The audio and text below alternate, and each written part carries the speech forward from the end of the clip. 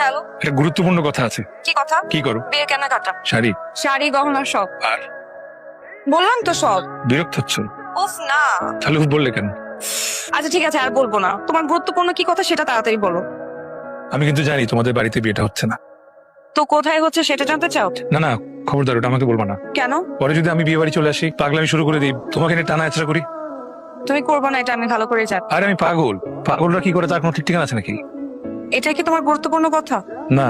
তো আজকের পর আমি ফোন দিলে তুমি আমার ফোন রিসিভ করবে না। আচ্ছা, আমি কিন্তু বারবার ফোন দিব, 1000 বার 1,00,000 বার ফোন দিব। আমার কিন্তু কন্ট্রোল থাকবে না, ফোন দিতেই থাকবো।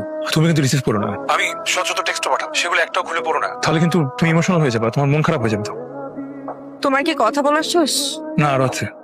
বল। বিয়ের ঠিক আগের দিন তোমার সিমটা চেঞ্জ করে ফেলবো, ওকে? কেন? আমি তো পাগল হয়ে যাবো, তখন মাথা ঠিক থাকবে না, বারবার ফোন দিতে থাকবো। তার থেকে ভালো না তোমার ফোনটা একবার বন্ধ পেলে, তখন আর ফোন দিতে পারবো না।